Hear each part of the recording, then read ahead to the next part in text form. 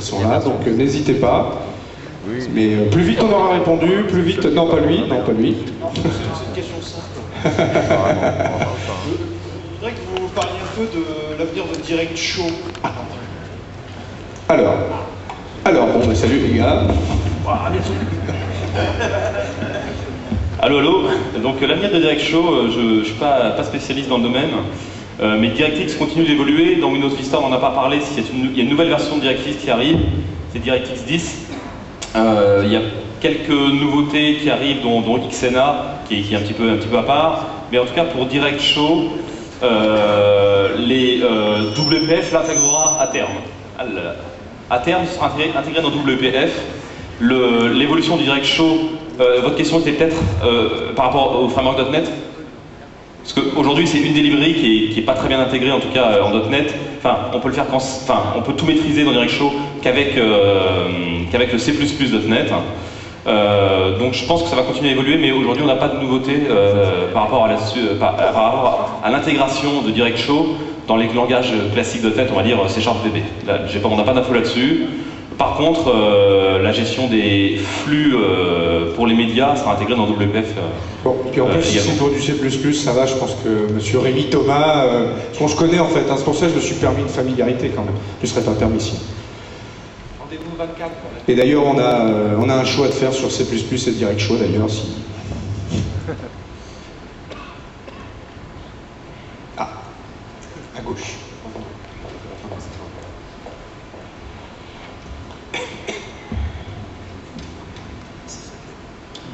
Oui, une question sur la gestion de workflow qu'on a vu ce matin. Il n'y a pas du tout de persistance d'office. C'est-à-dire qu'un workflow où on attend une action d'un utilisateur pendant une semaine, il ne faut surtout pas que la DLL soit arrêtée, quelque chose comme ça? Alors, j'ai pas eu le temps de présenter tous les éléments ce matin, mais vous avez deux grandes couches dont j'ai pas parlé aujourd'hui, qui sont une couche de tracking qui vous permet de suivre tout ce qui se passe à l'intérieur du workflow, et une couche de persistance.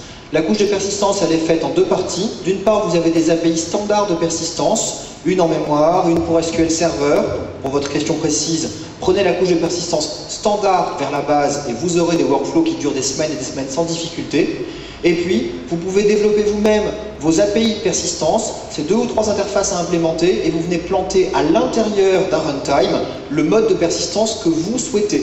Par exemple, vous pourriez avoir un environnement multi-machine, une grosse ferme qui doit échanger des informations et avoir une persistance mémoire partagée, un petit peu comme les sessions partagées d'ASP.NET. Donc là-dessus, vous avez à la fois des solutions qui existent et puis les points d'entrée pour réaliser les vôtres. Je vais rajouter un petit point. On a les équipes du workflow et de WCF sont en train de travailler ensemble en ce moment. Ils vont sortir ça après la sortie de Vista. Ils vont mettre au point l'infrastructure qui va permettre le scénario suivant. Vous avez un client qui démarre un workflow. Le workflow prend un certain temps, le serveur est en train de lui répondre, et tout d'un coup le serveur fait un shutdown net. Et y compris peut-être le client qui fait un shutdown net pour une autre raison électrique ou autre. Et bien l'infrastructure va fournir quoi? Quand vous redémarrez le serveur, que vous redémarrez le client, ça va continuer comme si de rien n'était.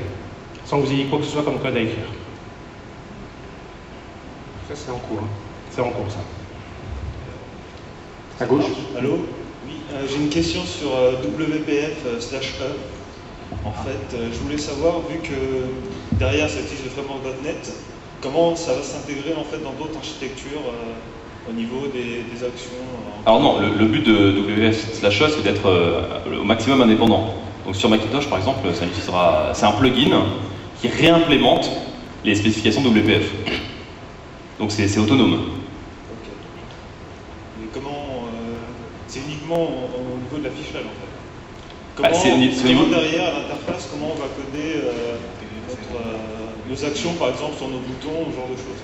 Alors, On a annoncé quelque chose lundi par rapport à WPF/E, c'est qu'on autorise maintenant aussi le code behind.NET derrière du code XAML et que ça sera portable.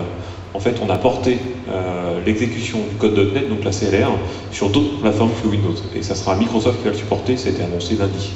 Donc il y a énormément de choses, enfin, c'est quelque chose qui est vraiment tout à fait, très nouveau.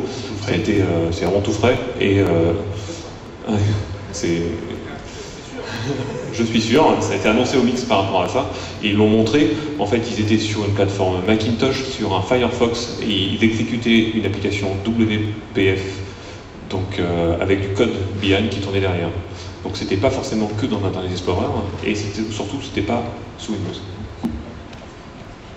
Bon ben, le chef, tu nous achèteras des Mac hein, maintenant, je pense qu'on a des démos à faire. Bon, enfin. Une autre question?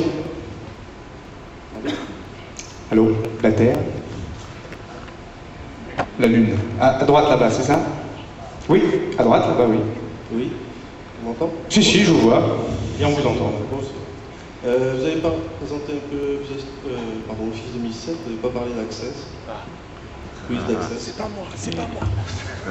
Oui. C'est pour deux grandes raisons, je dirais. La première, c'est que on parlera d'Access à la sortie de la bêta 2. Aujourd'hui, c'est pas dans le programme de tout ce qui tourne autour de l'innovation, autour d'Access, et il y a beaucoup de choses qui vont changer à la sortie de la bêta 2, même si aujourd'hui il y a beaucoup de choses qui vont changer. Mais c'est à la bêta 2 qu'on parlera plus d'Access, et on fera un événement par rapport à ça, lié à Access 2007. Donc c'est pour ça qu'on n'en a pas parlé. Ça rentrait pas non plus dans un site de développement même s'il y a du développement autour d'Access, hein, mais autour de .NET, donc c'est pour ça qu'on n'en a pas parlé. Mais il faut absolument suivre l'actualité autour de ça, parce qu'Access a énormément évolué, et à la sortie de la bêta 2, on va faire des événements autour d'Access 2007. Donc, c'est fin avril. Pour la bêta 2 publique, elle sera téléchargeable par tout le monde. La partie cliente, vous pouvez la commander, la télécharger, la recevoir sous forme de CD. Donc fin avril. Merci.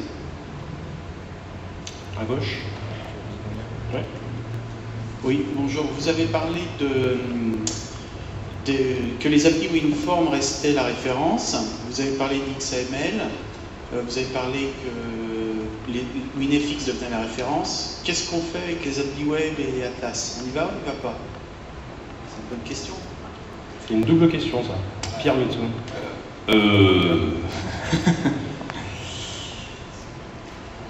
Alors, qu'est-ce que ça veut dire comme question? La question, c'est est-ce qu'on va vers... Enfin, on ne sait pas trop si on doit aller vers le client léger ou si on attend le client riche. C'est un peu ça l'idée. Alors, en effet, Yann, votre question a du sens. Dans WPF, sur les versions distribuables par le web, va en effet pouvoir tirer parti des avantages d'Atlas. Et les études du Web 2, même globalement, qui sont en train d'être faites, tournent autour de la fusion entre ces deux technologies. Donc si on parle juste d'Atlas comme le moteur de rendu d'informations basé sur des web services, ou des RSS, ou ce genre de choses, technologies serveurs, elles peuvent être très bien consommées par des applications de type WPF ou par un navigateur. D'accord? Donc ça fait depuis longtemps qu'on parle de fusionner avec le Smart Client les avantages finalement d'un serveur qui exposerait ses services de manière beaucoup plus très large à travers des web services ou toute technologie finalement, même RSS, hein, on les inclut un petit peu dans le Web 2, à des clients soit légers, soit des clients riches mais portables ou installables facilement tels que WPF. Donc les deux technologies tendent à se fusionner. De là à dire qu'il y en a une qui va remplacer l'autre, c'est pas du tout le cas. La grosse différence technique surtout, c'est que si on veut faire du WPF, il faut avoir le runtime ou un moteur d'exécution WPF sur sa machine, alors que la pure application web reste 100% portable.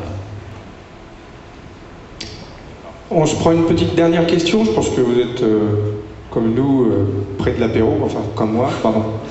Une dernière, et puis je ne sais pas si les musiciens, juste après cette question, peuvent envoyer du bois, vous pouvez rester hein, avec nous, on va danser, on va chanter. Alors la dernière question, elle est un peu liée à la question précédente, c'est quid de l'exécution du XAML dans un navigateur? Oui. Alors j'ai pas extrêmement zoomé aujourd'hui là-dessus, vous avez vu quelques exécutions en local, en tout cas dans le navigateur. Le navigateur aujourd'hui a un plugin qui permet d'exécuter le XAML, donc ça c'est juste un lien par rapport au shell de Windows. Par contre, sur une exécution distante, aujourd'hui on a deux modes d'exécution. Si on dépose juste un fichier XAML, donc purement texte, autonome, sans code behind, sans DLL, sans aucune référence binaire, sur un emplacement web, il est téléchargé comme un flux texte, comme si on avait déposé un fichier texte, et il est entièrement exécuté en local sur l'application qui a WinFX. Si jamais c'est une application un peu plus construite, qui référence DDL, qui a un code behind, c'est un click once complètement transparent qui va s'exécuter avec les mêmes règles de sécurité du framework. Donc pour l'utilisateur, j'ai envie de dire, ça ne change pas grand chose. Si on raisonne intranet, il va accéder, on pourra mettre en déploiement finalement, ou alors en accès de type web, soit des applications directes XAML, soit des applications plus conséquentes. Mais les deux fonctionnent. Voilà, merci. Pour tous ceux qui seraient frustrés de ne pas nous poser de questions aujourd'hui, un email, n'hésitez pas, allez-y. Messieurs, merci d'être restés jusqu'au bout. Allez, musique.